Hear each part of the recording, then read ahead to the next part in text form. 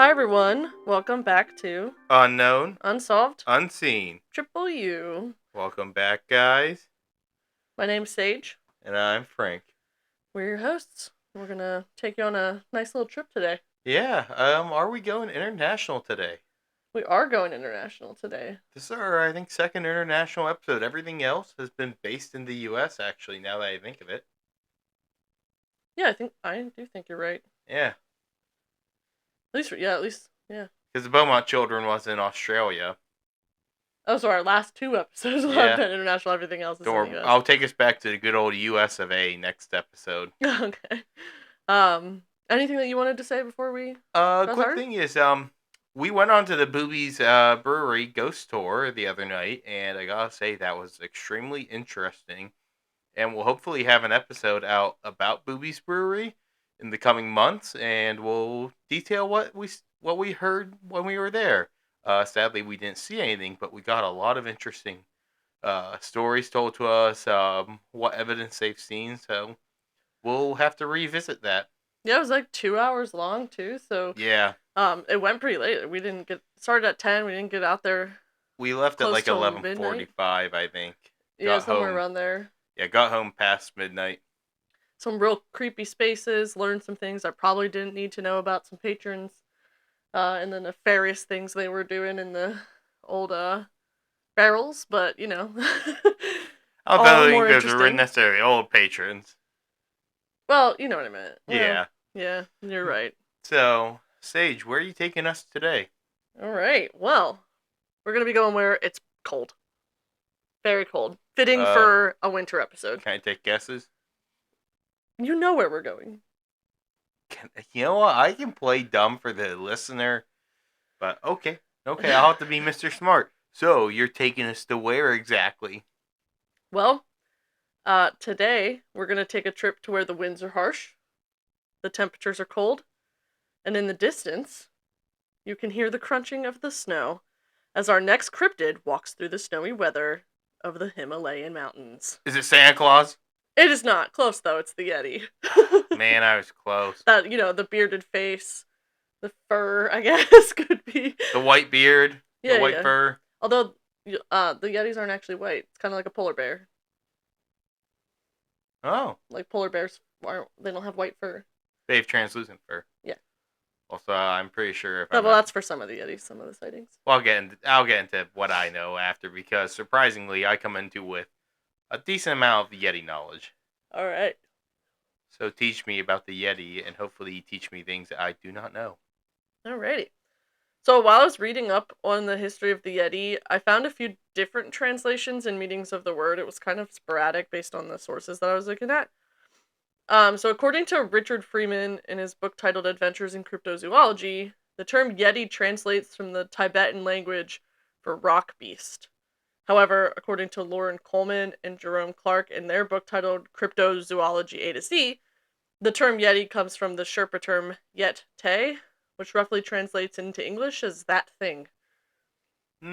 That's interesting, because Richard Freeman and Lauren Coleman, I don't know about Jerome Clark. I know he writes some stuff with Lauren Coleman, but Lauren Coleman and Richard Freeman are both big names in cryptozoology. So I don't like seeing different, conflicting reports from them, but yeah, I don't know. Maybe we should have checked what other cryptozoologists say it is. Well, according to Rupert Matthews in Bigfoot, True Life Encounters with the Legendary Sasquatch, the term Yeti is actually derived from a similar, yet a little bit different word to what Lauren Coleman states. Yetha, which actually represents a generic, I think, is it Nepalese? Nepalese? Yeah. Term for any large animal that lives high up in the mountains. So they refer to a lot of different animals, like in their culture, as like being Yethas, which are Yeti, I guess. Okay, that's interesting.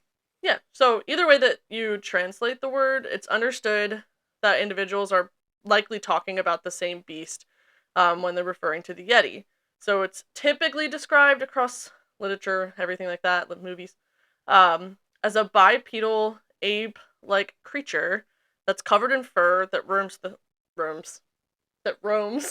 No, he roams. He roams. that roams the cold, windy, and desolate grounds of the Himalayan mountains. In the mind of the general public, especially after claymation cinematic pieces like Rudolph, the Yeti appears as a tall, bipedal beast covered in white fur, but much like polar bears, it's believed that Yetis are actually not white, but they come in a variety of colors.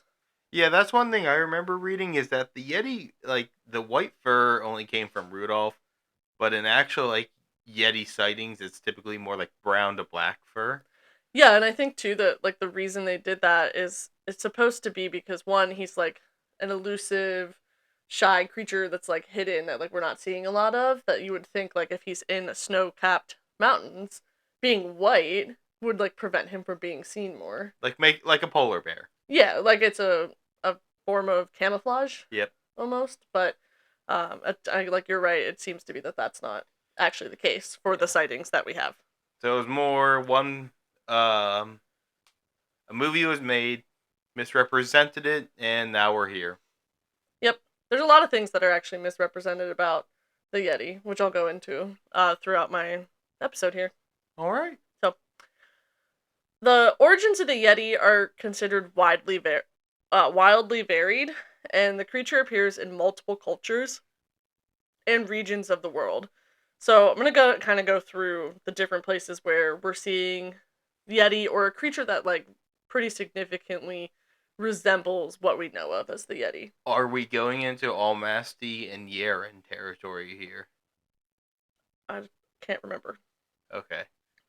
Because I Probably. know the Almasty is in like the Russian Oh yeah, then we area, do. and the Yaren is in China. Similar cryptids, but there are differences among them. Yeah.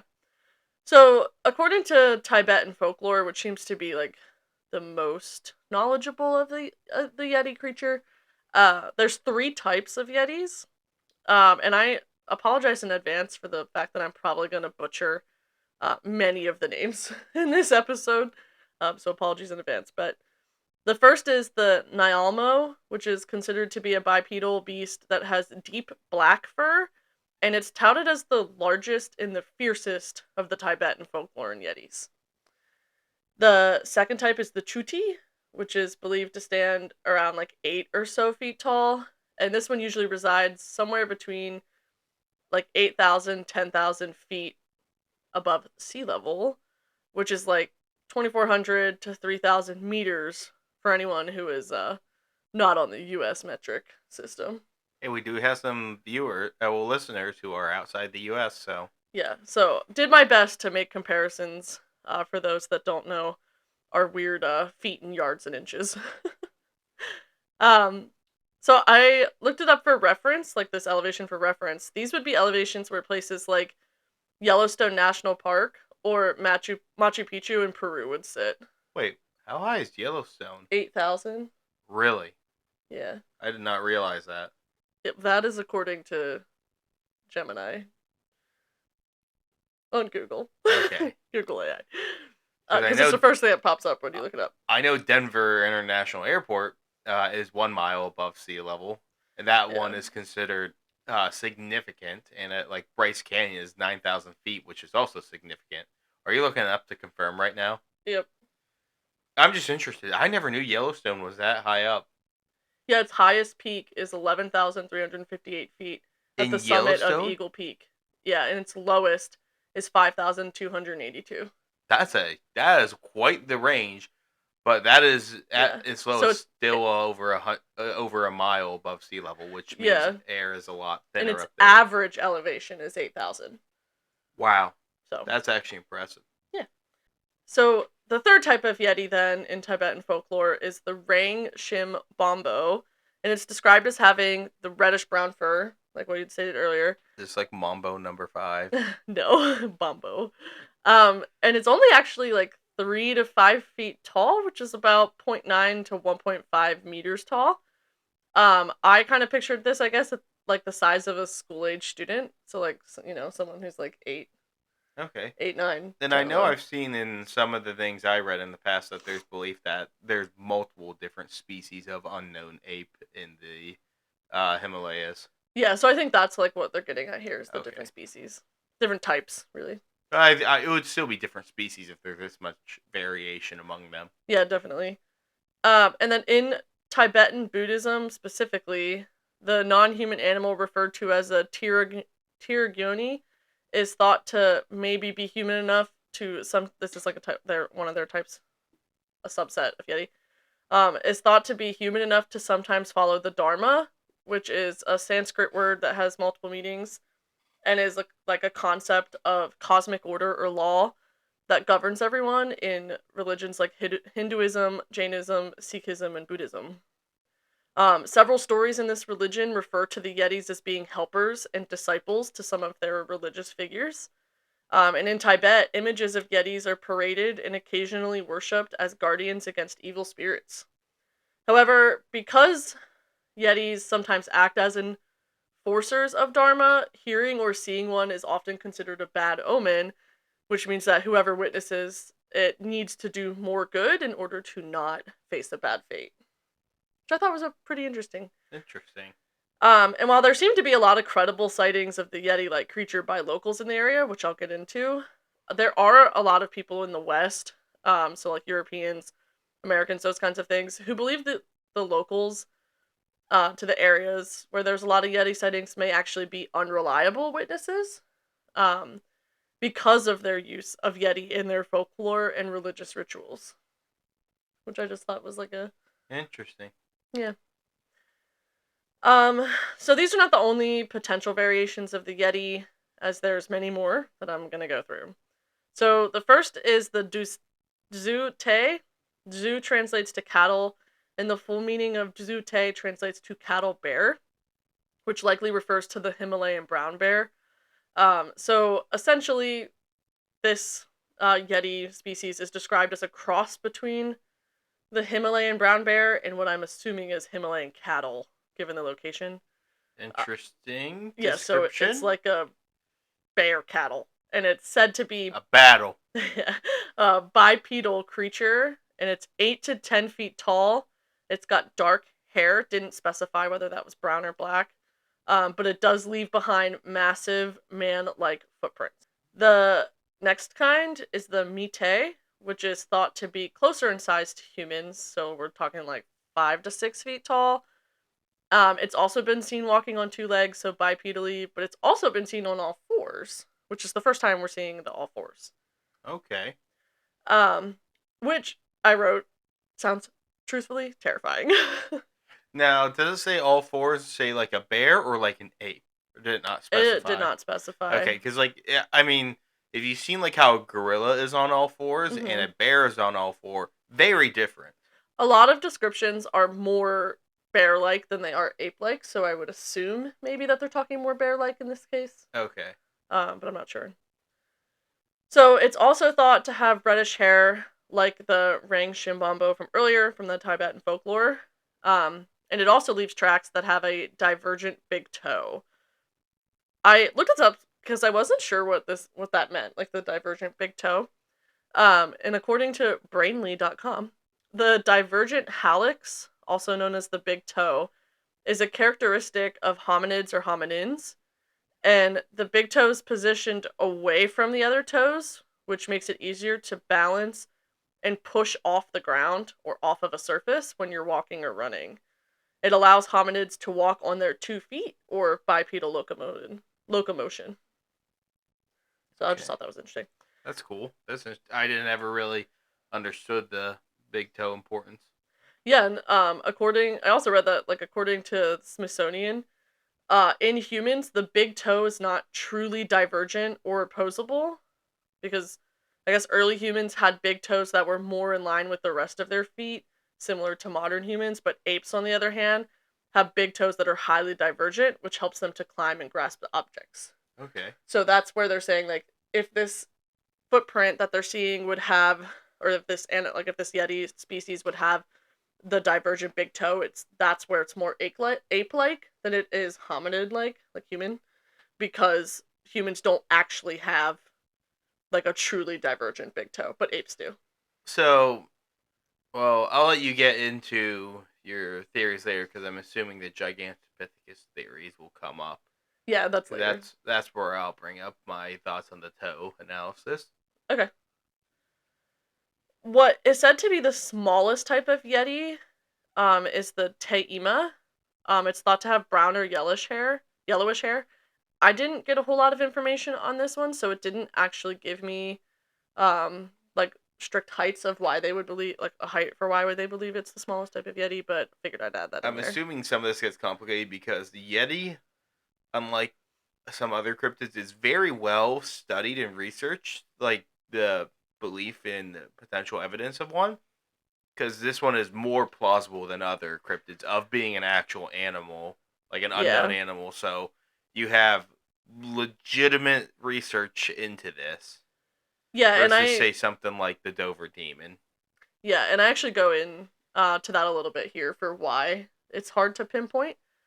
Because in other regions of the Himalayas and other places like China, Malaysia, India, there's a lot of regional names for the Yeti. And so it's not necessarily easy to tell which of the regional names translate to the more like common names. And so they could be very similar creatures and or the same creature, or it's like a bunch of different species or types of Yeti. Because, like, here we have, like, Sasquatch, Bigfoot, the Ohio grassman, skunk ape, but they're all, How about which, yeah. yeah, I about which, but they're all still English in enough, like, similar stuff in a similar area. But you're talking in the Himalayan areas, you're talking language barriers. Yeah, Like exactly. Nepalese, I believe that is a language. Chinese, Mhm. obviously. Hindu and various other Indian languages. They have, oh, like 16 different official languages. Yeah, there's a lot. So the countries you're surrounded by all have a plethora of different languages. So lost in translation takes a whole different meaning there. Yeah, definitely. So we have things like the Mish or Miche has the little like up arrow on the E, so I'm not sure how to pronounce that. I apologize. But that translates to man bear. Like Man Bear Pig from South Park. No. Um, the Shut me down fast. yeah, the Mgoy or Migo, which translates as wild man. The Bun Manchi, which is Nepali for jungle man. And that's used outside Sherpa communities where Yeti is also a common name. The Murka, which is another version of Wild Man. And we have local legends from Sherpa areas around, like in this region, state that anyone who sees one dies or is killed. And this was written by Frank Smith, who was a naturalist who put together his thoughts of the Yeti from like a bunch of different sources. So he kind of compiled um, like a list of sightings from all of these different regions. And so he believed the Yeti was an unknown type of ape that stood less than 6 feet tall when it was on 2 feet, but it was more massive than a human. And it had like what you were talking about earlier, where when it would walk on all fours, it would use its hands. Like Like its arms were Knuckles. really long. Yeah, like it would use its knuckles. So like Knuckle. Okay. Yeah, and its arms were really long. They would go past its knees if it was standing up straight, but it would lean forward onto its front So knuckles. similar to something like a chimpanzee, orangutan, or I don't know if gorillas go that far down, but gorillas' arms are massive.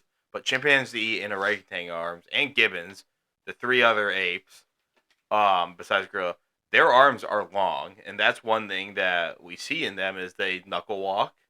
Um, and the only other animal I can think of that really does knuckle walking is xenarthrids, but I don't think we have a anteater or sloth in this case. No. Did you know what I meant by when I said xenarthrid? No. That's like anteaters, armadillos, sloths. Okay, cool. That's good Yep, to know. South America and North America. Yeah. I don't think there's other animals that knuckle walk though. Okay. Um, so he thought that it would have thick muscles in its arms and chest, and likely had a head that had a high domed skull that he guessed might anchor strong jaw muscles that would allow the creature the power to chew sticks and leaves or other like food resources that were available in those like really high altitudes. Because like the farther you go up, the less available resources for sustenance Yeah. are. Um, I am going to read from the book Bigfoot: True Life Encounters with the Legendary Sasquatch because I think what he had to say Coming from his exact words are probably better. um, so he says that the animal's legs were slightly bowed and its feet were turned inward slightly. Its big toe was separated from the others by a distinct gap that showed up in many footprints when it walked upright as it normally did. That's where we're talking about the divergent toe. When it was in a hurry, though, it could go down onto all fours, and in this posture, it used the knuckles of its hands to support its weight. The creature was said to live in the caves high in the mountain, but it came down to the forested valleys to search for food. Smith discounted some of the stories about the creature as mere folklore. For instance, it was said to kill yaks and throw rocks at humans, much like we hear a lot about the Bigfoots that exist in America, the big giant rocks being thrown. But he remained convinced that there was a real creature up in the mountains that was unknown to science. Um, and then he just continues to go on, and he says that when World War II broke out, Japanese armies appeared on the borders of India, and everyone had much more urgent business to worry about than the abominable snowmen. Yeah, that's a fair point. Yeah. So I just thought that was an interesting little tidbit from I the think book. that's a good excerpt. Thank you. There's also the King, Admi, and Zirin, which both translate to snowman, and the Jungli Admi, which translates to wild man. So wait, Didn't really get what languages they translated from. was that like Frosty the Snowman? Like put a hat on him and he'll come alive? Yeah, and he's gonna marry you down at the square, or whatever the other words are. I don't know what the other words are. All I know is you put a hat on him and he lives. I'm trying to sing it in my head. Oh, There must have been Frosty some the magic in. Snowman. I don't want to get copyrighted. Was a happy jolly soul or something? Yeah. Alright, anyway. No singing for us. I don't think this is not a podcast for singing. Yeah, also I don't know how copyright laws work and Yeah, whatnot. I don't that's want to true. get hit by that stuff. Here's where we get to talking a little bit about what you were saying earlier about Russia. So, in Russian folklore, there is an entity said to dwell in Siberia called the Chechuna. And quick note, if you know anything about me, I am absolutely terrible at geography. Um, like literally example, we were playing a game with Frank's family over the Thanksgiving holidays, and it was telestrations. Oh man, this one. And I I guessed that the Florida Keys were the Virgin Islands, and apparently that's very wrong. Yeah, Different oceans altogether. and also you put it on the wrong side of Florida to get as That well. as well. You thought the Virgin Islands were on the left side of Florida, like in the middle of the Gulf of Mexico. Well, okay, to be fair, your sister drew that. Okay. I just guessed horribly. Look, But I don't know. anyway. Geography is not their strong suit. No. And so the reason I say this is because I needed to look up Siberia. And it's described as an extensive geographic region comprising all of North Asia, including parts of Russia. Please tell me why I thought this was a country. Who's the president of Siberia? The Yeti. I don't know. I don't know. Like, I'm so bad at geography. You just said the Yeti isn't in Siberia. It's something else. So, man, foreign interference in that election if the Yeti's president. Where did you think it was, though, besides it being its own country? Where was your guess? My guess was that it was, like, next to Russia. Yeah. It's across like, from... like, I knew kind of where it was. I just thought it was its own country. I didn't know. Do you know where Alaska is? Yeah. It's across from Alaska. That's Siberia. Oh. Oh, that makes sense with because isn't there like an ice bridge that can like connect? Bering Land Bridge that used to connect there, and that's where the thought of something like if the Yeti existed, that when that land bridge existed, that some of them migrated to here, and that's how we have Sasquatch. Oh my, that's cool. I Because didn't. that's also how humans and like for example, how you have African elephant and Indian elephants. And how we had mammoths and mastodons in America is through that land bridge. It's how we got stuff like cats as well, because cats were not native to North and South America until that land bridge allowed them to cross over. So cats, elephants, camels, horses. I mean, the camels and horses went extinct, but like those animals didn't exist until they crossed over the Bering Land Bridge at the time. Wow, that's really cool. Yeah, I know a lot about prehistoric animals. No, that's neat. I don't know. I was just talking to someone the other day, I think, about how humans may have crossed the that ice bridge. Yeah, it was more. I think it was more land at the time. I believe with the tectonics, there's Yeah, actual yeah, land you're that probably right. connected. But that's how a lot of the dominant life in North America came from there. Yeah. They outcompeted a lot of stuff, and that's why we don't have. Part of the reason we don't have ground sloths anymore. Freaking humans ruined that. Big sad. I Big would have sad. loved to have ground sloths still, and maybe they still are around. All right. So anyway, this chunchuna has been described as 6 to 7 feet tall and covered with dark hair. Do you know what the difference between hair and fur is? Um, Because like some describe things as having fur, some describe it as hair, and I I think don't. it depends on how much covers, because I believe if you're talking about the one I think you're talking about, did you read about this one in the Cryptozoology A to Z? Yeah, and also online. Yeah, I think it's. I think this one, if I'm not mistaken, I'm trying not to get too ahead of you, is not described as more Neanderthal like, which Yeah. I think that's why it's considered hair instead of fur. Okay. Thank you.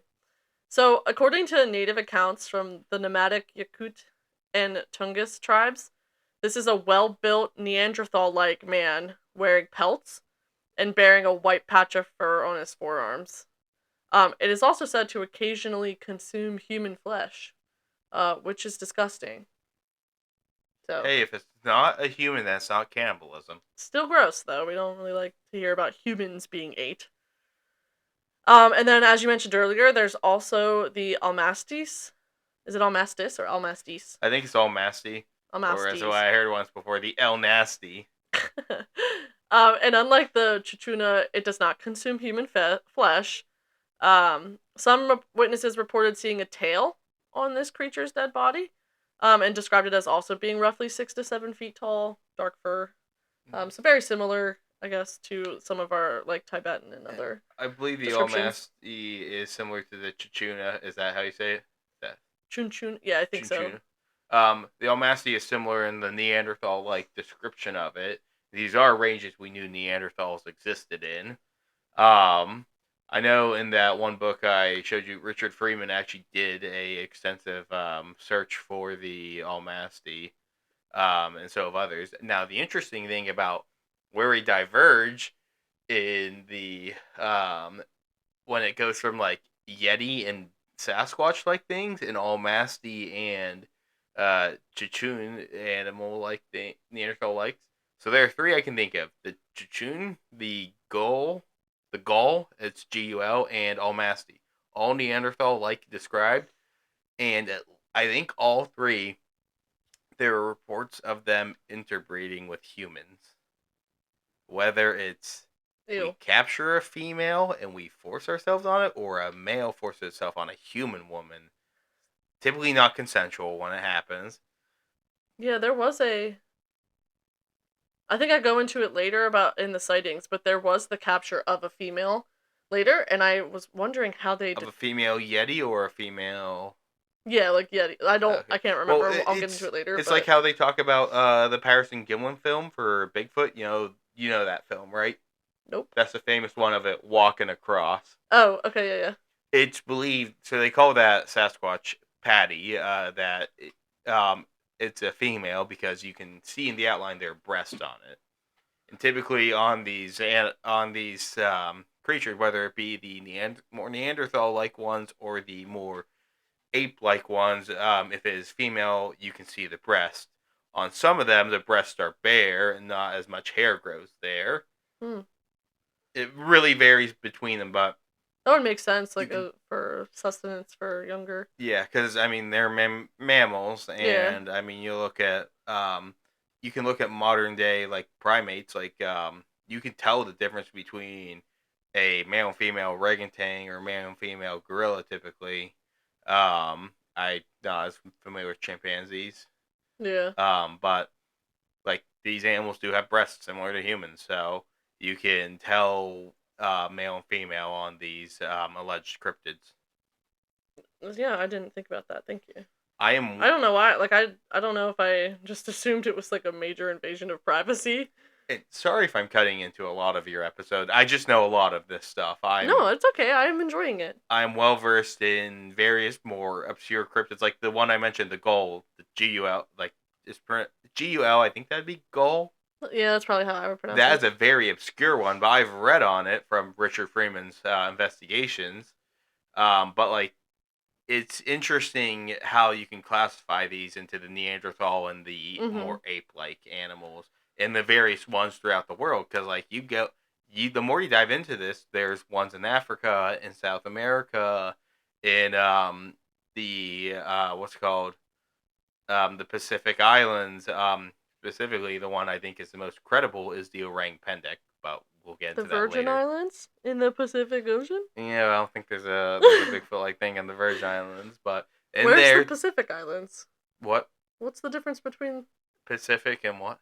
in the Virgin Islands? Are they not It's both in in the? there, but like I'm talking like the Pacific has a lot of islands. Well, yeah, it's a massive Yeah, ocean. At I'm least just I know talking that. in. I believe it's Sumatra is where the orang pendek is, and I think that out of all of the hominids is by far the most probable to actually exist, and I do firmly believe I'm an orang pendek believer. I just want to take a second here to point out, like, and any opportunity that I get to do this, I like to tell people that Frank is the smartest person that I know. So I did a bunch of research for this, right? Which, like, cryptids are his thing, so I'm not gonna lie and say that this was not difficult for me to research because it was just like, it wasn't that it was boring, it's just not my style. Like, I definitely like true crime more. I'm reading this stuff and I'm looking at an entire page of, like, I have 11 pages of notes for this, for the Yeti. Frank is literally telling me all of this just straight out of his brain. Yeah, I have no notes in front of me. Like, I that's insane. It's so cool, but it's so insane. She's a true crime fan. I like cryptids, and I also like the obscure cryptids that are like believable animals that truly might exist. But I also do like to venture into some of the more goofy ones here and there because Yeah. there's some crazy ones where I mean you look at something like the Enfield horror and you're like, what the hell is that thing? Or the Flatwoods monster or the Hodag, and it's like you get a bit further from believability and sometimes into the alien sphere. But when you get to like the real animals, like what we're talking about now, with the Yeti, Gull, Almasty, Yeren, all that stuff, like that is, I just like that because it might actually exist, and I like looking at the science behind it, why it might exist, and the variety of them. Yeah, just amazing, just super amazing that your brain holds all that information. I love I it.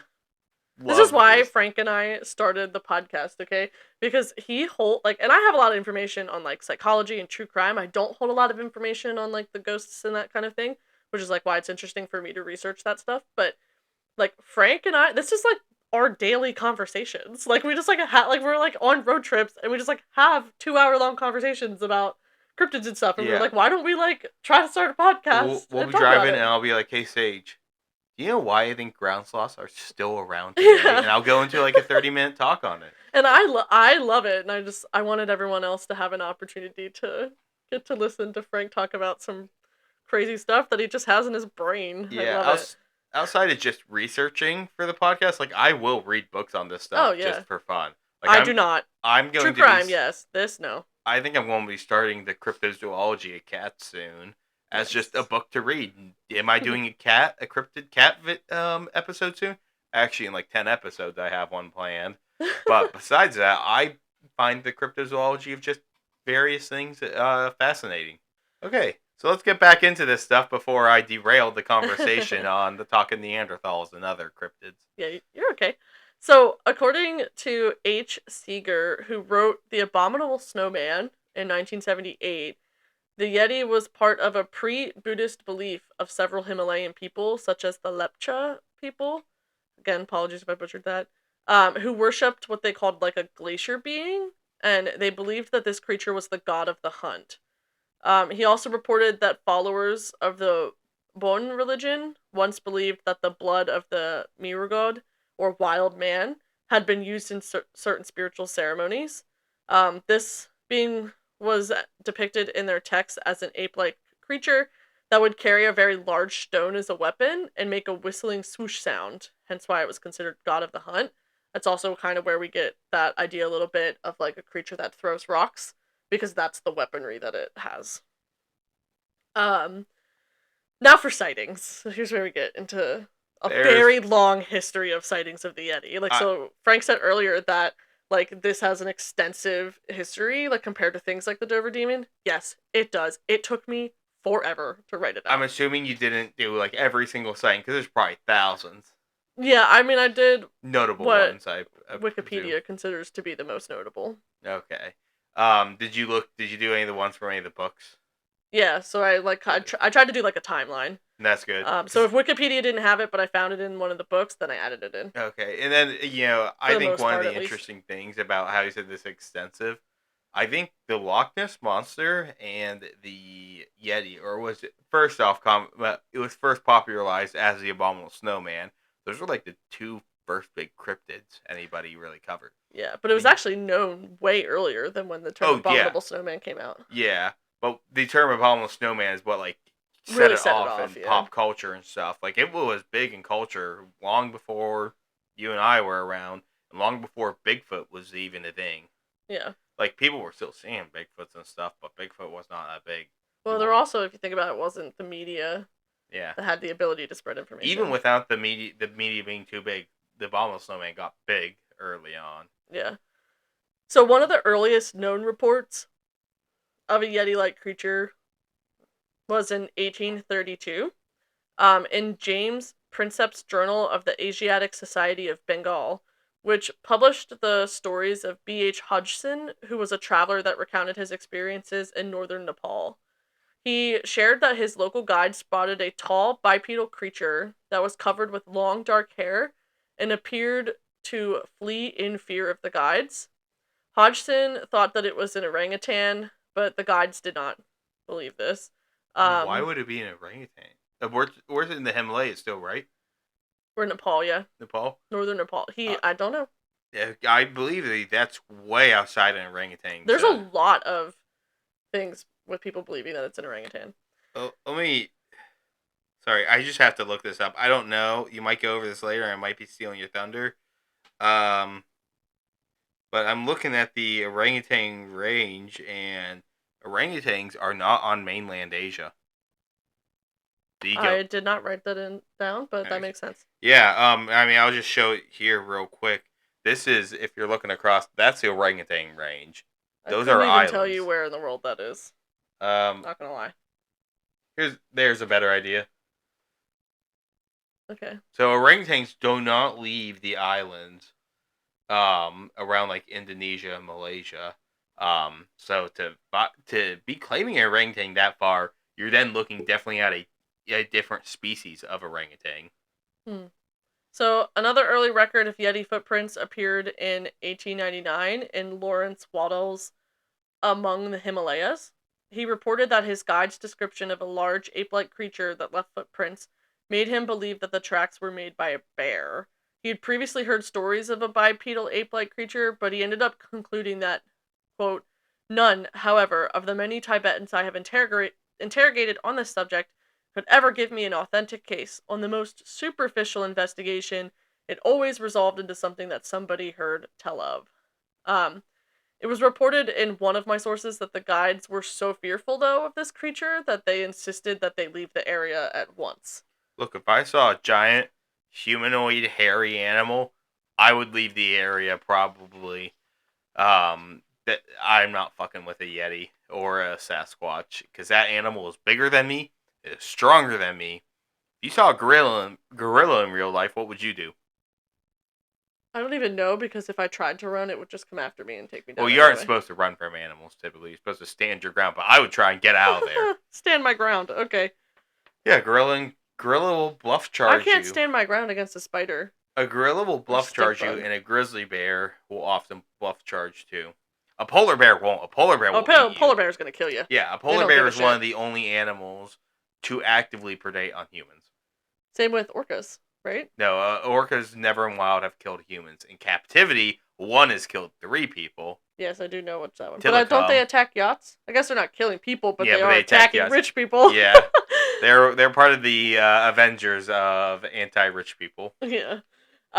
So I'm gonna read again from the Bigfoot True Life Encounters with the Legendary Sasquatch, just because this has a direct quotation from the next sighting. So another event took place around this time. This was it, but it did not become. So this is I'm talking about like the 1890s. But it did not become public knowledge until about 1920s when William Knight wrote to the Times about it. What Um, year are you saying again? this is roughly like 1890 something. Okay. But didn't come to light until 1920. Didn't come to light until the 1920s. He was riding from Tantok to Sadochin in Right on Sikkim. TikTok? What? TikTok? No, Tantok. When he stopped to give his horse a rest, and he sat down beside a track that ran through the heavily forested mountains. So he writes to the Times, quote, I heard a slight sound, and looking around saw, some 20 paces away, a figure which I now suppose must have been one of the hairy men that the Tibetans call the abominable snowman. He was a little under 6 foot, so 183 centimeters high, almost stark naked in that bitter cold, and it was the month of November. He was a kind of pale yellow all over, a shock of matted fur on his head, little hair on his face, highly splayed feet, and large, formidable hands. His muscular development in the arms, thighs, leg, back, and chest was terrific. He had his he had in his hand what seemed to me to be some form of primitive bow. He did not see me, but stood there, and I watched for some 5 or 6 minutes.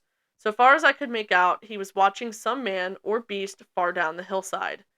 At the end of some 5 minutes, he started off at a run down the hill, and I was impressed with the tremendous speed at which he traveled. According to this book, it's almost certain that what Knight saw was actually one of the unfortunate individuals that were driven from their families and villages to live wild and solitary lives in the wilderness.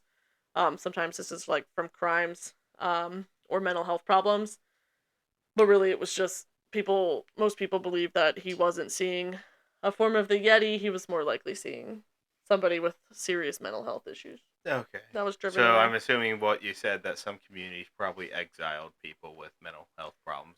Yeah, which almost every community Yeah, that we we're know has talking done something similar. we're talking 1800s and We still do that now.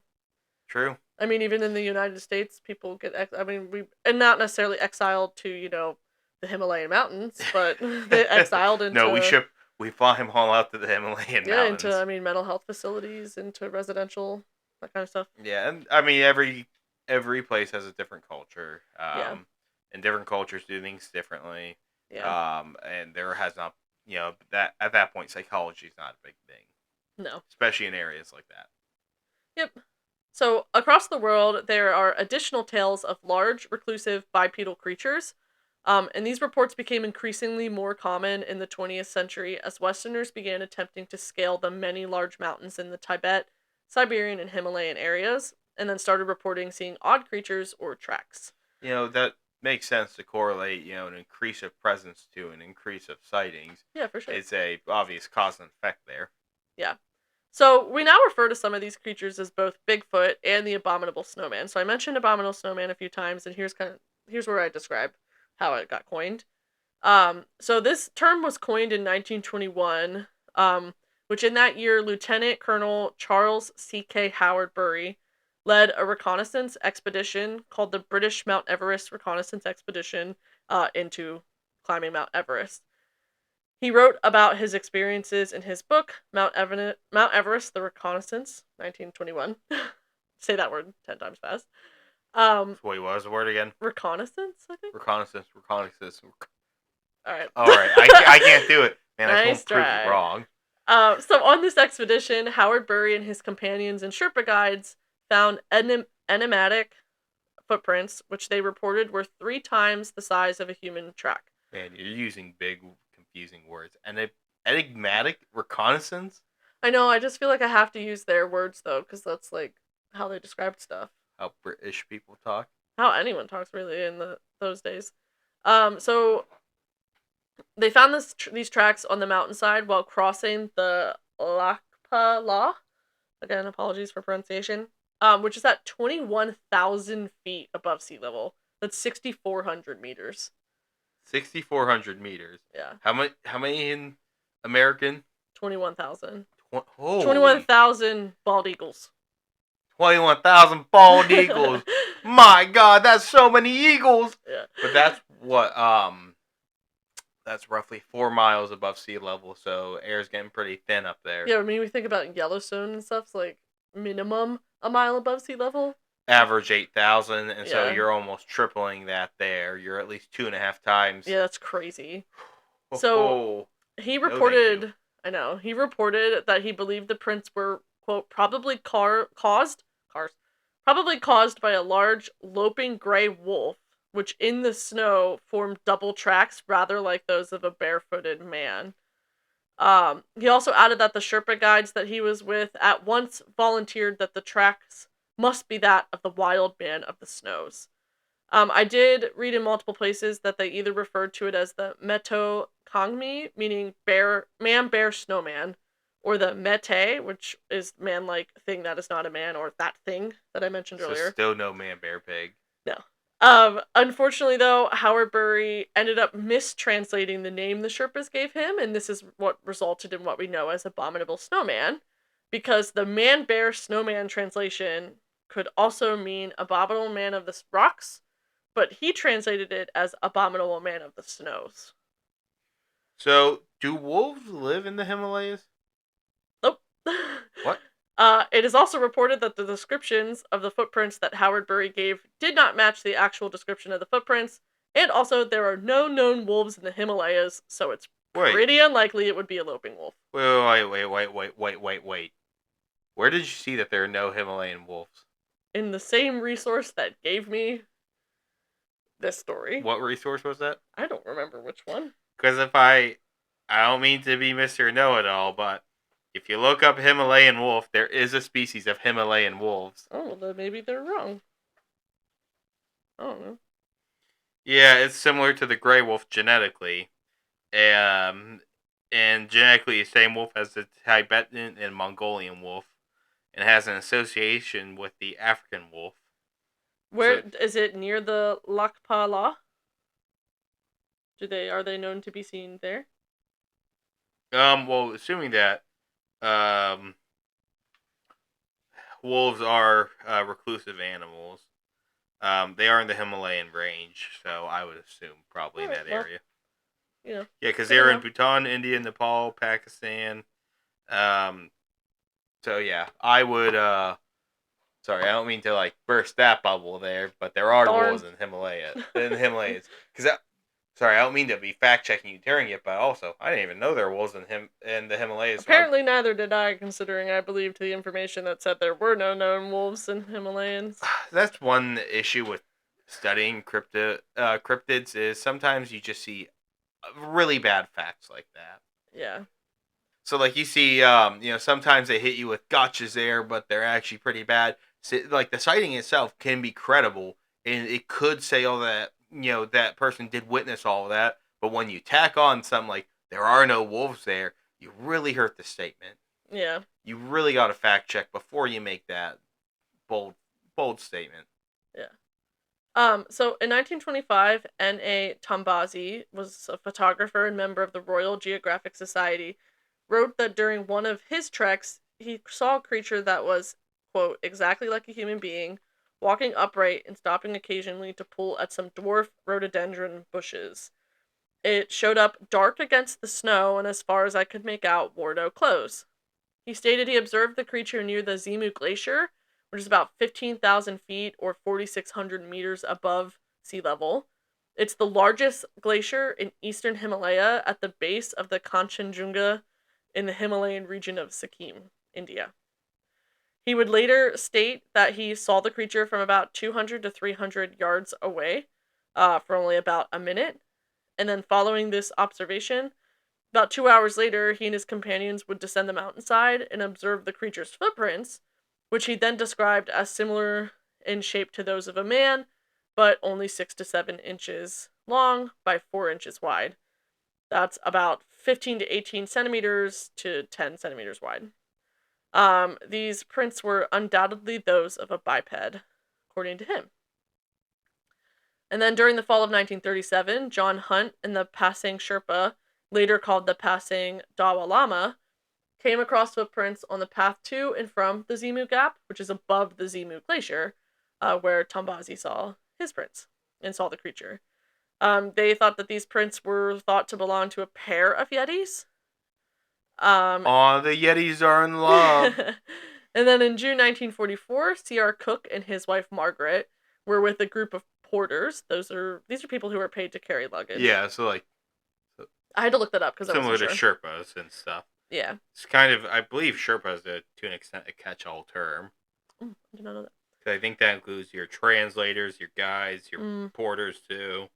So they encountered very large bipedal footprints in soft mud at around 14,000 feet, or 4,300 meters above sea level, just below the Singalia Ridge, which is the mountain ridge located in the Himalayas running north to south along the border between India's West Bengal state and then Nepal. The porters reported that these were prints of the Jungli Admai, or the wild man.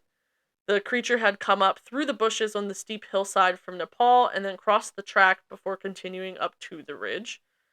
Cook wrote in his recounting that they laid Margaret's sunglasses beside each print to show the size of the print, and then they took photographs. The prints were strange and larger than any normal human foot and measured to be about 14 inches from heel to toe. And I looked this up because I needed a size comparison. This would be about a size 20 shoe in the United States. Holy moly! But did you say they took a picture of it? Yeah, Is this the one where the ice pick is next to it? no. Oh man, That comes up though. did you actually mention which one that is? hmm Oh, neat. He wrote that the great toe set back to one side, a first toe, also large, and three little toes closely bunched together. So much like more of, I think an ape-like. Not human with that divergent toe. So it would be more like a ape that can occasionally walk upright, but most likely quadruped. Yeah. Peter Byrne, while on vacation from a Royal Air Force assignment in India, reported finding a Yeti footprint in 1948 in northern Sikkim, India, which was also near the Zimu Glacier, so lots of sightings by the Zimu Glacier. While reports of these creatures and footprints increased in the early 20th century due to interest from Westerners, interest in the Yeti really peaked dramatically, though, around the 1950s. And this is due to some photos that were taken while attempting to scale Mount Everest in 1951. Eric Shipton took photographs of large footprints in the snow at about 20,000 feet or 6,000 meters above sea level. The prints appeared to trek across hundreds of yards across the snowfield, and he did end up taking 3 photos, one that depicted the track, and 2 others that were of one particular print that had a pickaxe and a boot next to it for size comparison. I think that's an ice pick. Oh, well, Did they call it a pickaxe in the thing? yeah. The footprints all had 2 large distinct toes and then 3 smaller toes closer together. While some may argue that they are the best evidence of the Yeti's existence, others would state that the prints are those of a mundane creature that likely was distorted by melting snow. Jeffrey, Looking at the pictures right now. Interesting. yeah, Jeffrey Meldrum, who's an anthropologist and professor of anthropology and anatomy at Idaho State, which he'll come up a lot in this, examined a reconstructed form of this print in 2008, and he noted that one of the large toes was actually the result of macrodactyly, and that's a rare, non-cancerous condition that causes a person's fingers or toes to be abnormally large. So I think Andre the Giant would be considered to have had that. Okay. So So maybe. Andre the Giant, the Yeti? Probably not. In 1953, Sir Edmund Hillary and Tenzing Norgay reported seeing large footprints while scaling Mount Everest, though Hillary would later discount Yeti reports as unreliable. On the other hand, though, in his first autobiography, Tenzing said he believed that the Yeti was a large ape, and although he had never seen it himself, his father had seen one twice. But in his second autobiography, he said that he had become much more skeptical of its existence. It really wasn't stated why that was the case, though, so I'm not sure why he suddenly became skeptical in his second autobiography. Mountaineering leader John Angelo Jackson, during the Daily Mail snowman expedition of 1954. The Daily Mail, as in, like, the news place? Yeah, it was a bit of also a tabloid one, too. Yeah. Made the first trek ever from Everest to Kanchenjunga, the third highest mountain in the world. He photographed symbolic paintings of the Yeti that are displayed at the Tengboche Gompa Monastery. in the largest gompa in the Khumbu region of Nepal. He'd end up tracking and photographing many footprints in the snow, though most of them were actually identifiable, though there were a few large ones that couldn't be identified. Those that were couldn't be identified were thought to just be flattened footprints that were attributed to things like erosion and subsequent widening of the original footprint by the harsh winds and debris that are in the area where the photos were taken. In March of 1954, the Daily Mail ended up printing an article that would describe the expedition team getting hair that was alleged to be from a Yeti scalp found in the Pengboch Monastery. The hairs were black to dark brown in color in the dim light, but they were fox red in sunlight, which could contribute to the different hair colors that different species of Yetis were thought to have, just because of the way that the light could reflect off of them. The hair ended up being analyzed by Professor Frederick Wood Jones, who was considered an expert in human and comparative anatomy. And during the study, the hairs were bleached, cut into thin sections, and then microscopically analyzed. Then microphotographs were taken of the hair samples, and they were compared to hair from known animals such as bears and orangutans. There's where orangutans come up again. He ended up concluding the hairs were not actually from the scalp. He reported that while some animals do have a ridge of hair extending from head to their back, no animals have a ridge running from the base of the forehead, across the head, and ending at the nape of the neck. He was therefore unable to conclude exactly which animal these hairs from the Pengboch Monastery originated from. He was convinced, though, that the hair was not from a bear or an anthropoid ape, but rather from a coarse-haired, hoofed animal, which is far different than any descriptions we've heard yet so far of the Yeti, because we've yet to hear one that people believed was hoofed, because again, the whole thing is footprints. What if it's half goat? It could be. Slawomir Rockwicks claimed in his book The Long Walk, which he published in 1956, that he and his companions were crossing the Himalayas in the winter of 1940, and their path ended up being blocked for hours by two bipedal animals that were doing seemingly nothing but shuffling around in the snow. He would then go on to claim that the creatures were about 8 feet tall, with squarish heads and no visible ears, which was interesting. Square heads. Yeah. Blockhead. Like Roblox. That's not where I was going. All right. So in 1957, Texas oil businessman and adventurer Tom Slick and anthropologist Professor Carlton S. Kuhn led an expedition to the Nepal Himalayas to investigate Yeti reports. Was this the... So during analysis, or later in 1959, supposed Yeti feces were collected by during one of Slick's expeditions. Dude, I love collecting cryptid poop. During analysis of the fecal matter, there was a parasite found that couldn't be classified. And this is when the United States government thought that finding the Yeti was likely enough that they actually ended up creating and enforcing 3 rules for American expeditions when searching for the Yeti. 1, you must obtain a Nepalese permit. 2, you cannot harm the Yeti except in self-defense. And 3, you need to let the Nepalese government approve any news reporting on the animal's discovery before you publish it. Now, here's the one where you're excited about.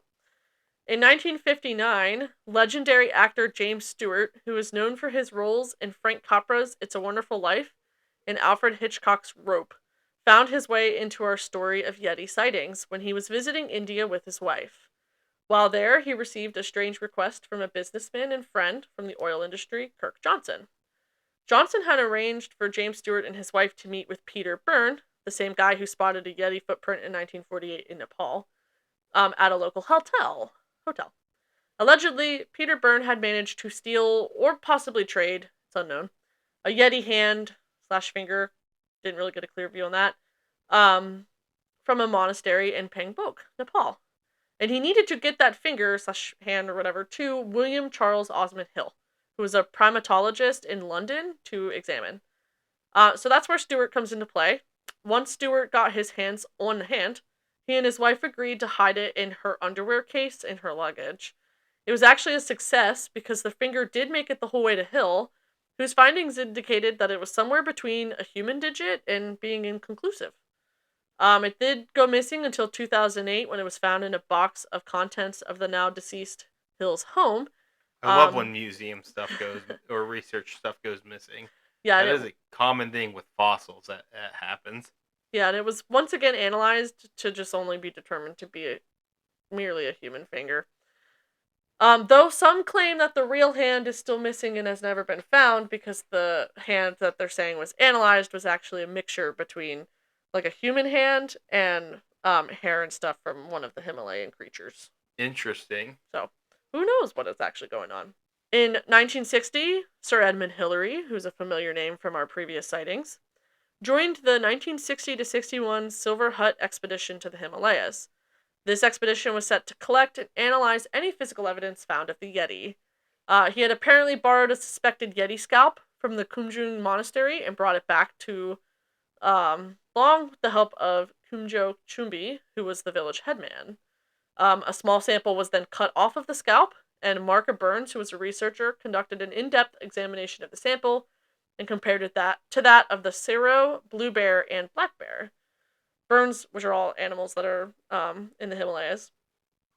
Burns would later conclude that the sample was likely from the skin of an animal, closely resembling the sampled specimen of the serow, but definitely not identical with it. It is thought that it's possibly just a local variety of the same species, or one that's really closely related, though, and not actually that of a Yeti. Up into the 1960s, the belief of the Yeti was common in Bhutan, and in 1966, a Bhutanese stamp was made to honor the unknown creature. Well, that's cool. Yeah. However, as of recently, that belief has begun to decline. Makes sense if they haven't found anything concrete in the past couple of decades.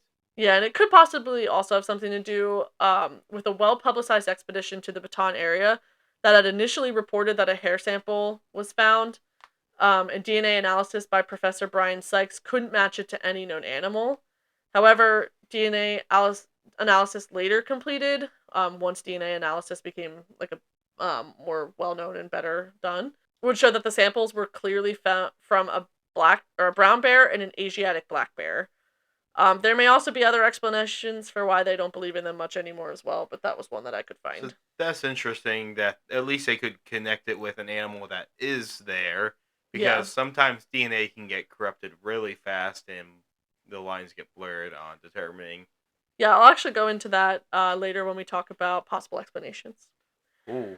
So in 1970, British mountain climber Don Willens reported witnessing a creature while he was scaling the Annapurna, which is the 10th largest mountain in the world. He reported seeing it moving on all fours, which again is different than most of our sightings, kind of back to that, whether it's walking like an ape or walking like a bear. I really wish these people who say they see it on all fours can mention if it's walking like an ape on all fours or like a bear on all fours, because as I said earlier, very different. I know. They should really specify that. Then over to China, we have very similar creatures to the Yeti that are said to live on the Chinese side of the Himalaya in the Yunnan province. The first of those to make an impact actually appeared in the Sunday Telegraph. Is this still Yeti, or are we going into Yeren territory? These are like similar to Yeti. Okay, as long as it's still considered Yeti, I'm just making sure, because Yeah. I know the Yeren is the Chinese Bigfoot abominable snowman. Nope, this is considered creatures very similar to Yeti. Okay. They appeared in the Sunday Telegraph on April 22nd, 1979, which is funnily enough like less than a month after my mom was born, with the heading, "Soldiers Ate a Yeti." Lifted from a Chinese zoological magazine, the story was a third-hand telling of a news item from 1962. Apparently, soldiers patrolling the passes got hungry and shot a creature that, from the description they later gave of it, was some large type of ape. They ate the flesh, threw away the bones, and there was no solid evidence to back up the story. Another report came from 1976. Wait. How did it taste? It did not say. Oh, man, I'm curious. I mean, I'm not here trying to kill and cook a Yeti, but what does a Yeti taste like? Does it taste like chicken? Or does it taste like beef? Who knows? They know, but they didn't tell us. Another report came from 1976 and told of how 6 forestry workers came across a strange tailless animal covered in red-brown fur. The description to be that of an ape. This report prompted the Chinese Academy of Sciences to send an investigation team to look into the matter, and they produced a number of eyewitness reports, plus a few strands of hair collected from the bark of a tree against which one of the mystery animals had been seen to lean, but the hairs could not be identified. In 1983, Himalayan conservationist Daniel C. Taylor and Himalayan natural historian Robert L. Fleming Jr. led a Yeti expedition into Nepal's Barun Valley. This expedition was set off by the discovery of the alleged Yeti footprints by Cronin and McNeely in 1972 in the Barun region.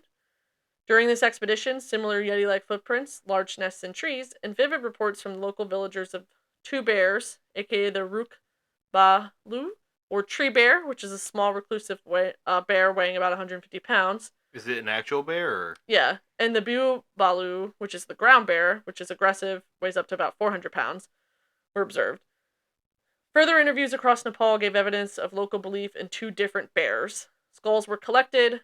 These were compared to known skulls at the Smithsonian Institution, American Museum of Natural History, and the British Museum, and they all confirmed identification of a single species, the Asiatic black bear, showing no morphological difference between tree bear and ground bear. So while unrelated to the Yeti, I would like to remind many that translations of the Yeti, like different species of Yeti, include mentions of a bear-like creature. So it's really not outside the realm of possibilities that the information about these bears were explored during a Yeti expedition. In 2004, so we're now in the 21st century, Henry Gee, who was the editor of the journal titled Nature, wrote that the Yeti was an example of folk belief that deserved further studying because the discovery that Homo floresiensis survived until so recently in geological terms makes it more likely that stories of other mythical human-like creatures such as Yetis are founded on grains of truth. In early December 2007, our great friend that Frank's just dying to meet, Josh Gates, Yeah! and his team on Destination Truth reported finding a series of footprints in the Everest region of Nepal resembling the known descriptions of Yeti footprints. Each footprint measured about 13 inches in length, with 5 toes that measured about 9.8 inches across. So roughly the length of a size 13 shoe in US, just with very ultra wide. Casts ended up being made of the prints so that further research could be conducted. They were examined by Jeffrey Meldrum, the same Idaho State University professor who examined Eric Shipton's 1951 photos of footprints in 2008. We actually watched the episode and we watched him brush it with a toothbrush. Yeah. So he believed that Josh Gates' findings were too morphologically accurate to be fake or man-made, but did end up changing his mind after continuing to examine them. And later in 2009, Gates would end up presenting these footprints to a forensic analyst who concluded the hair found in the cast contained an unknown DNA sequence. And as far as I could tell, there hasn't been much to dissolve that. Interesting. So they might have found Bigfoot's relative of the Asian persuasion, as Josh Gates put it in the episode. God, that's terrible, but yes. That was like the opening line. Yeah, that's terrible. On July 25th, 2008, BBC reported that hairs collected in the Garu Hills of northeastern India by Deepu Marak had been analyzed at Oxford Brookes University in the UK by primatologist Anna Nakaris and microscopy expert John Wells. The initial tests were found to be inconclusive by ape conservation expert Ian Redman, who reported to the BBC that there was a similarity between the cuticle pattern of the hairs found and those collected by Sir Edmund Hillary during his expeditions that I talked about earlier.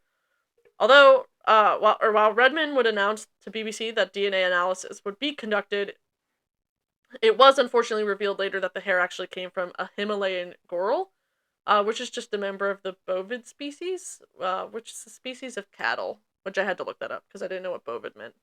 But now I'm thinking of the word bovine, and that makes sense. Yep, same thing. So in 2011, at a conference in Russia, scientists and enthusiasts reported having 95% evidence of the Yeti's existence during a Russian expedition. But this claim was later disputed again by Jeffrey Meldrum, who happened to actually be on that expedition and claimed that the so-called evidence found was just simply an attempt by local officials to drum up publicity. In Russia in December 2011, a Yeti was reportedly captured. The story claimed that a hunter had reported seeing a bear-like creature that was trying to kill one of his sheep, but having fired his gun to scare it off, the creature ran into the forest on 2 legs instead of all 4s like a bear normally would.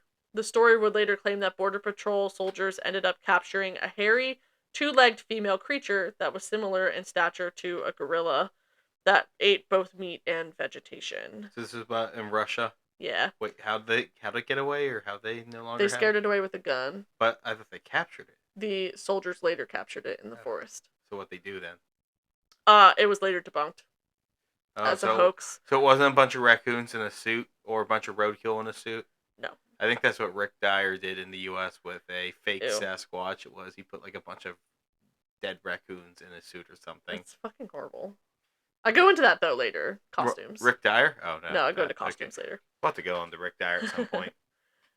In April 2019, an Indian Army mountaineering expedition team claimed to have spotted mysterious Yeti footprints, measuring roughly 32 inches long by 15 inches wide, near the Makalu base camp. Wait, this is the 2019 Indian Army thing you said? Yeah. Okay, I was hoping you'd get to this one. I remember when this came out. This would be literally insane, considering our 14-inch foot from earlier would be a size 20 in the US. That would make this like a size 45. It's also like the biggest size footprint that has been stated in any of the sightings. How many inches again? 32 by 15. Bigfoot got competition. Yeah, it's literally Bigfoot. Alright, so what could the Yeti actually be? Could it just be the Yeti? Maybe it could. There's also some other explanations. So, the most common proposal for an explanation of what the Yeti is that it's some sort of Himalayan wildlife that's been misidentified as a Yeti, including some examples that it could be as the Himalayan brown bear or red bear, the Tibetan blue bear, or the chute, which is a langur monkey. How big is the chute? I don't know. How do you spell it? CHU-TEH. TEH. Let me take a look. CHUTEH. Yeah, langur monkey. These guys don't look nearly big enough. They're definitely small. Yeah, and that's what it walks like. Don't think well, some Yetis have been seen with a tail. I don't know if it's a tail like that, but a tail nonetheless. And that tail's like twice the length of its body. So okay, that is a possible explanation, but continue and elaborate, please. Nope. That's all I had for that. But Well, that's all I had on the chute. Okay. But Reinhold Messner, a South Tyrolean mountaineer, wrote in his autobiography, My Quest for the Yeti, that the Yeti's actually just the endangered Himalayan brown bear or Tibetan blue bear, like I said. Then both of blue those bear, bears... more like blueberry. Both those bears can walk either bipedally or on all fours. But they can't walk bipedal for a while. Like, bears can't do that for a long period of time. Yeah. Yeah, they can't, so I don't know. Professor of evolutionary genetics at the University of Cambridge, Bill Amos, doubted the samples that, some of the samples that were collected over the course of sightings, were polar bears in the Himalayas, but was 90% convinced that there is a bear in these regions that's been mistaken for a Yeti. So he's thinking polar bears, Yeti are seen with similar coloration where people think they're white, but they're actually not. That maybe. Well, if I'm not mistaken, a lot of the sightings don't have the Yeti as white. Yeah. So I don't think a white Yeti is really in the running. I think that's just popular culture leaking in. In 2017, Daniel C. Taylor published a literature review of existing Yeti information, giving more credence to the belief that the Yeti is actually a type of Tibetan bear. The book gave in-depth explanations for the Yeti footprint, photographed by Eric Shipton in 1950, and then as well as the 1972 Cronin-McNeely print and other unexplained Yeti footprints, to include an explanation for how these prints were made by bears, which I will discuss in just a minute. But to complete this explanation, Daniel Taylor also located a never-before-published photograph in the archives of the Royal Geographical Society that was taken in 1950 by Eric Shipton and included scratches that clearly depict bear nail marks. So that's why they're thinking that that would overrule the fact that the other pictures that Eric Shipton took as evidence for the Yeti.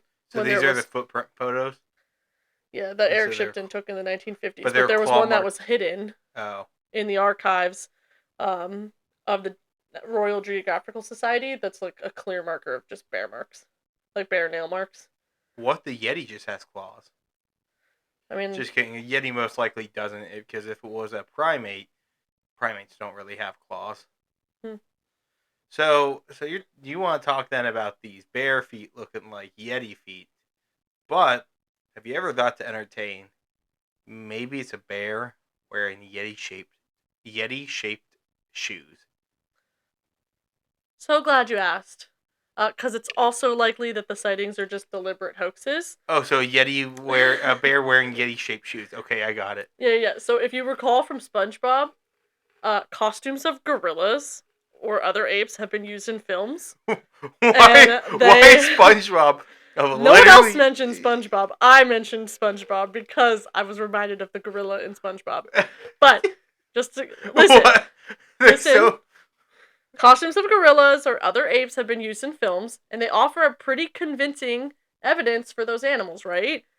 So it makes them more believable than some of the evidence that's been found for the Yeti. So what they're saying is that like it's more likely something's just a costume, a person in a costume or some shit, than it is that like it's an actual Yeti, because it's easy to replicate animals like that via a costume. It's also argued that there would need to be a multitude of creatures in order to maintain the existence of the Yeti, and given its proposed size, how the hell could they stay away from the human eye and remain so elusive? well, may I say something real quick? Let me just check, see if it's the same area. Yeah, these are in the same area. Snow leopards. Have you ever seen the pictures of snow leopards hiding? Mm-mm. No, I haven't. Man, there are animals that a snow leopard is a large animal. See, look, if I show you this picture, do you see a snow leopard in it? I can't see anything because I'm blind. I'll show these to you after. But there are animals that can hide in plain sight up in these upper altitudes, and there aren't as many people there to see stuff. Yeah, you're not wrong. I don't know. I do agree there would have to be a large population, but I'll add my 2 cents on that later. Okay, we're going to talk about the bare feet now. During one of the expeditions, locals considered the nests that they found in trees, which, like I mentioned earlier, to be from the Asiatic black bear, or nicknamed tree bear. An explanation for how it could be a bear is that it's thought that when these bears are around 2 years old or so, they would spend a lot of times in the trees to avoid attack by the larger male bears on the ground. So that's where that difference between tree bear and ground bear come together. They're Little actually bear, big bears. they're actually just the same bear. But they end up training their inner like claw to move outward, which would allow an opposable grip to climb trees easily, like a human's hands. And that would make an imprint in the snow of a paw having a hallux or big toe like that of the hominid. And it's thought that these prints look more like the hominid prints because it's actually their back paw print covering up the front paw print, making the print appear more elongated and with a big toe. That would make the prints appear like that of a bipedal creature. Interesting.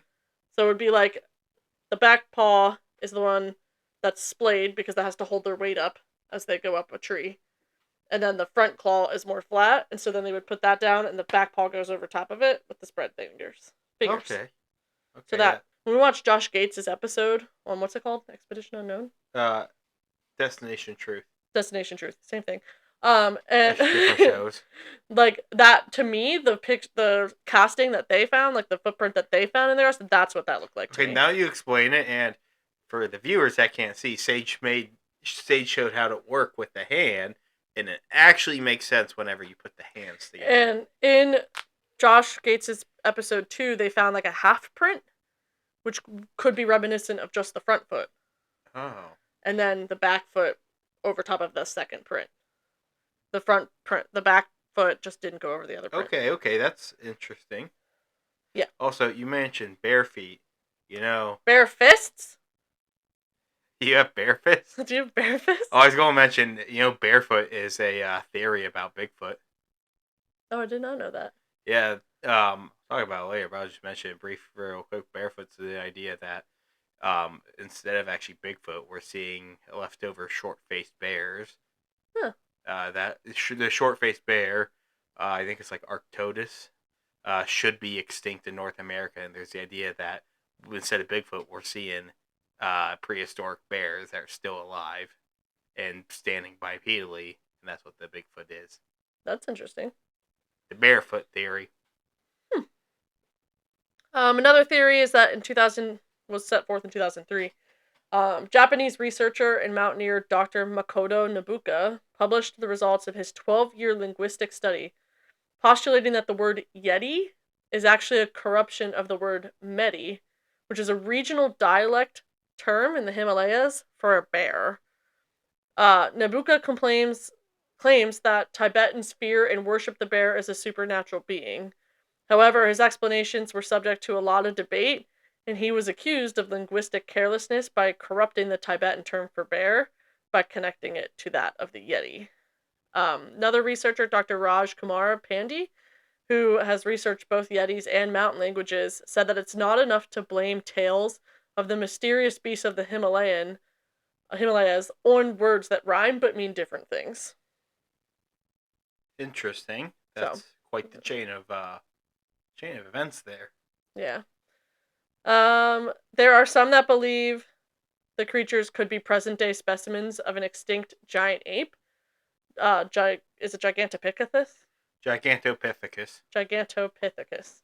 Woo! Prehistoric animals represent! But the Yeti is still described as bipedal for the most part, and scientists believe that Gigantopithecus was more likely to be quadrupedal or walking on all fours. Yeah, it was similar to like an orangutan, I believe, is what reconstructions have it now. A significantly larger one than a regular orangutan, but they were large animals. Planet of the Apes? Like the really big. Bigger than a Planet of the Ape. What about Planet of the Ape orangutan? Bigger than that, because those are still orangutan sized. But That gigantic. huge orange ape? Yeah, it would be bigger than a regular orangutan. We might be thinking of different movies.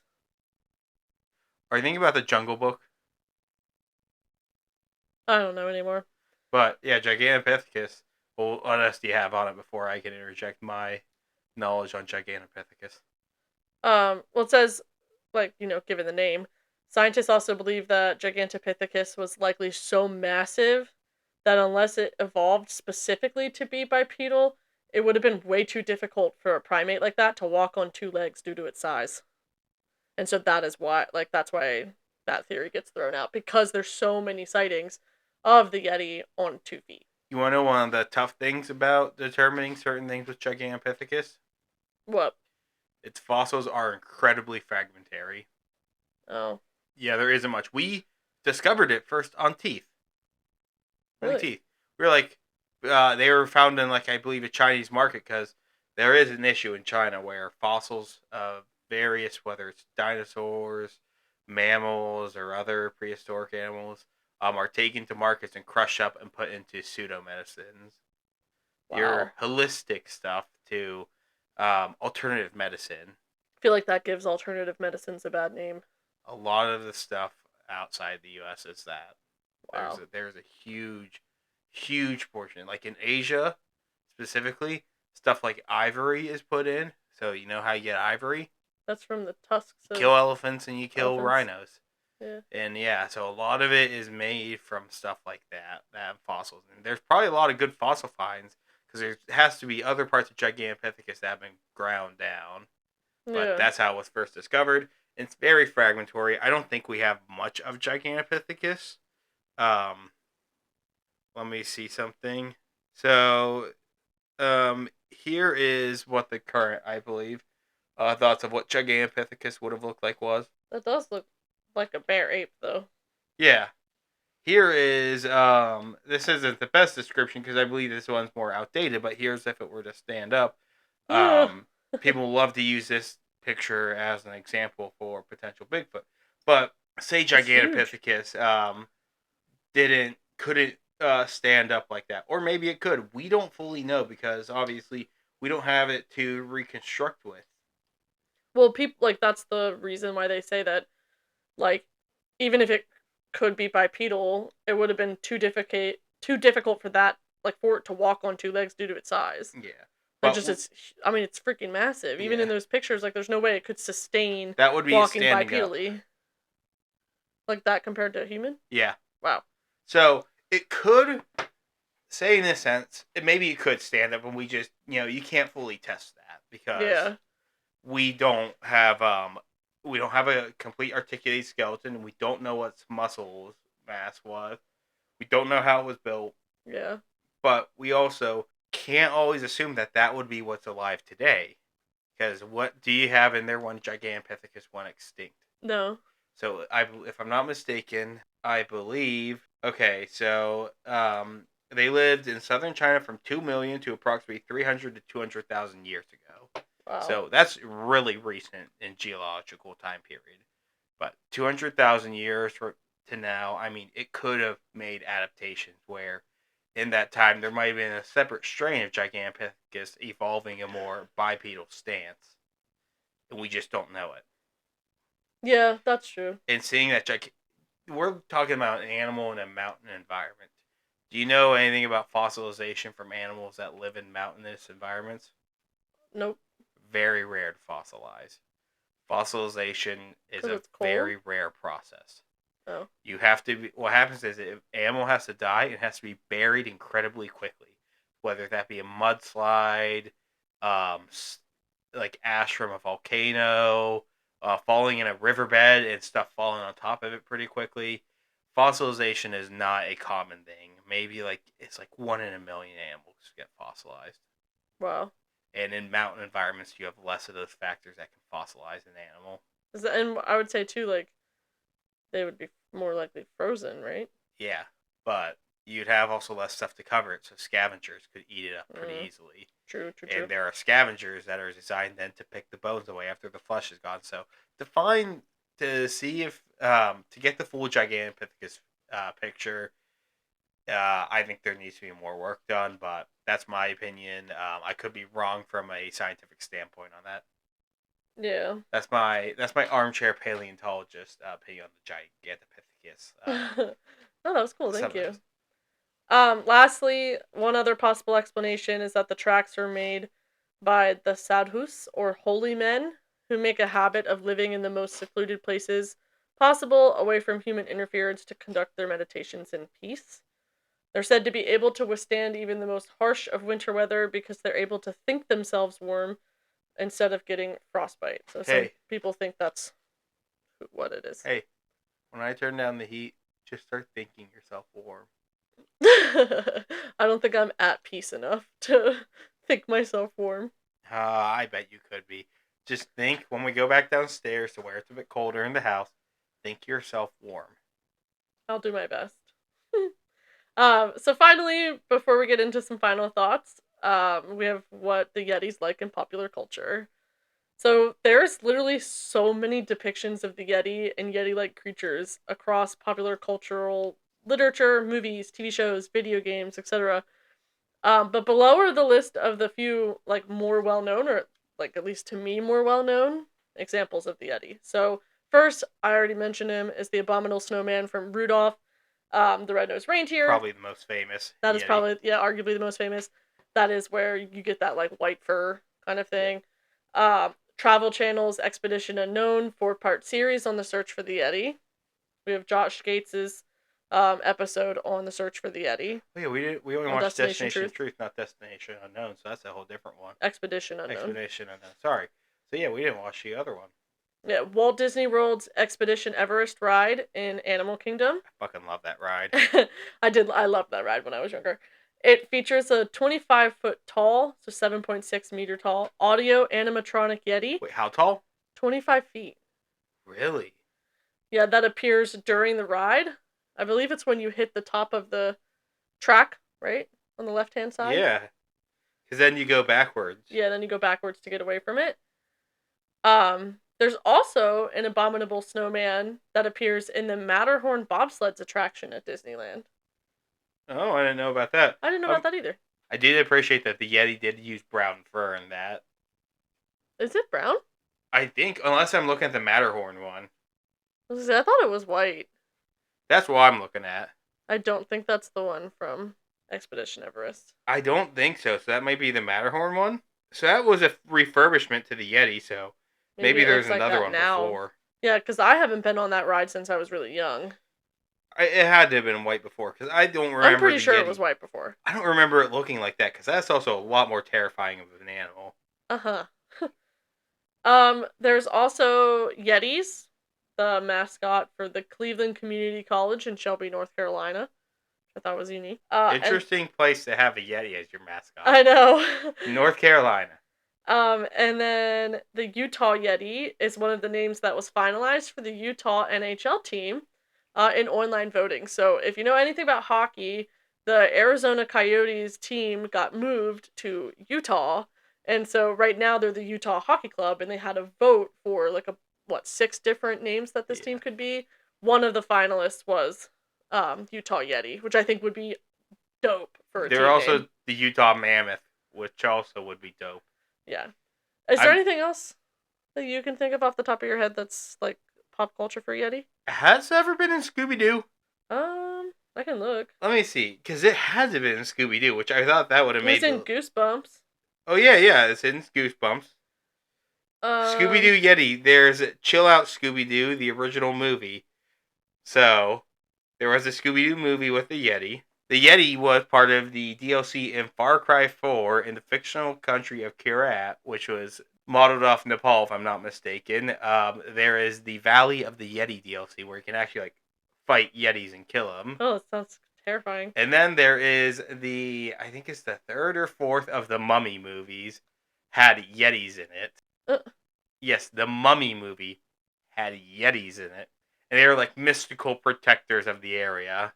And like I think there's a bunch of soldiers that just get absolutely murdered by the Yetis. hmm.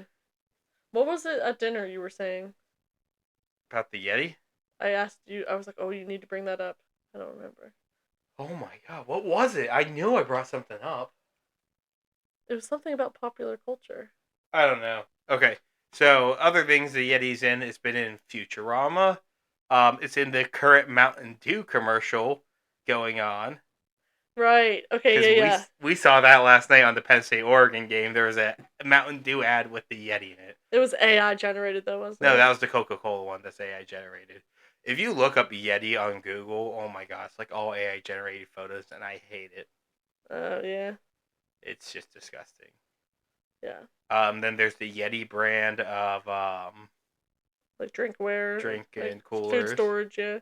Yeah. Coolers, which like work great from what I understand. I don't have any, but I hear that they do work fantastically. So definitely Yeah. worth the hype, I suppose. All right. So then, that's all I had for popular culture. That the Yeti's also in that. There's so much more that the Yeti's in. They're like cheap horror movies with the Oh yeah, Yeti. it was in like Doctor Who and stuff. It was also there's a Lost Tapes episode on it. And I remember the Yeti pulls its arm through a door and kills the person on the other side of the door. Oh no! So those are so cheesy. Oh Still, no! we can go back and watch how dumb it is. I'm okay. So Frank, what do you think of the Yeti? Thoughts on the Yeti? I'm going to say, in a lot of cryptozoologists say that the Yeti has a higher chance of existing when it comes to the hominids, such as like the Sasquatch, Yeren, Almasty, and that stuff. I think there might be an unknown ape there. But this is the thing, I think there's a lot of cryptids that fall into this. By the time Westerners were probably heading up to the Everest, whatever this unknown ape is was probably in decline in its population. Because all animal populations eventually go extinct. They either evolve or slightly change. Very rarely does an animal go millions of years without change, like the horseshoe crab. The the water animal. That's the Yeti crab. Oh yeah. Oh, backtrack on one thing. I should say just there actually is also in pop culture an animal named after the Yeti crab, which is a deep sea crab with these fuzzy arms. It's horrific looking. Fuzzy arm crab. I would hate to come across that. That was, I think, what we were talking about. Yeah, that is. Okay, now back to where I was talking about on this. So, I think there's a chance my thinking is the Yeti is an unknown ape. Mhm. Whether it's bipedal or quadruped, or well, if it would be quadruped, it would be most likely a mix of both, like other apes. I think that's where my thoughts are. Possibly relic populations of Gigantopithecus or something closely related to Gigantopithecus that evolved off of it.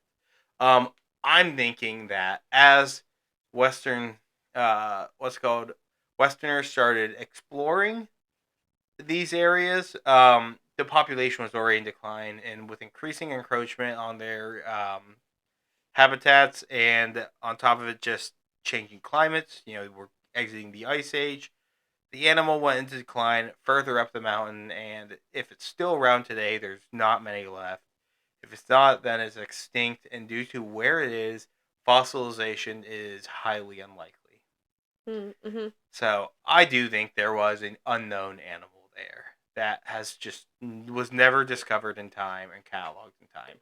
And I will put that for there are quite a few cryptids that I think fall into this category are relic populations of animals that recently went extinct, and we have a ticking time clock to discover them, or else they fade out of history without us ever getting a definitive explanation for what it was, because fossilization takes millions of years, because right now where a fossil might be is going to be under a lake bed or a riverbed, and we won't see that won't dry up for a long time, fossilized for a long time.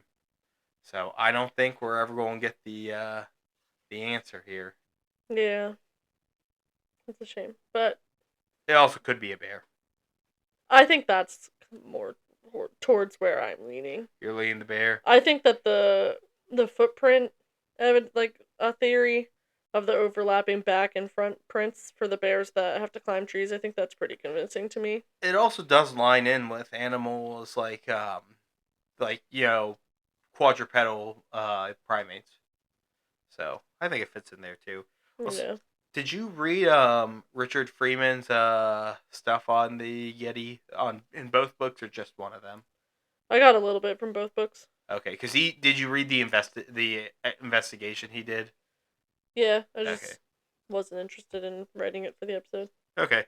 I think his investigations do well on those. It gives some really good information, but I do think there is an unknown animal out there, but I think we're going to miss the opportunity to discover it.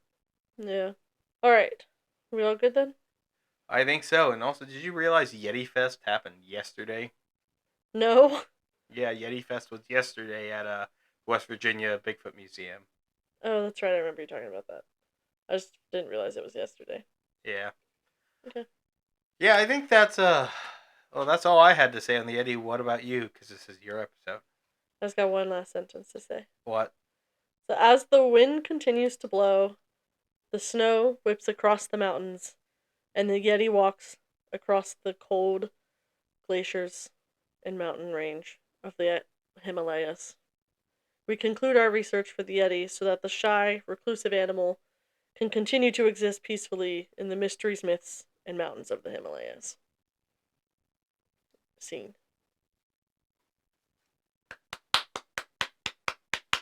Hopefully, the clapping sounded good on the mic. I've never heard this clap before, but I think that was really good. I think that was a good, Christmassy episode for the month. Yeah, I Very forgot. long one, so thanks for sticking We around. never mentioned this was like a Christmas episode. Yeah, we wanted something that was more like cold, wintry themed, to go with the season. So So, yeah, is that all you had, Sage? that's all I've got. So let's give the normal ending spiel. If you guys would like to support us, go follow the podcast on wherever you listen. Rate, review, subscribe on whatever platform you're listening on. Every little bit matters. We appreciate every single one of it. Tell your friends, family about the podcast. Spread the word. Follow us on our Instagram and our X that I don't really use because I keep getting locked out of the account. So, give us some support. We're getting towards the end of the year and almost to the 3 month mark. So, thank you guys for all the listens. Yeah, thanks everybody for tagging along with us and supporting us as we take on this new hobby. Yep. All right. So, I think we want to sign us off here. You ready? Yep, Remember, to look for. the unknown The unsolved. and the unseen. Happy searching. See you guys.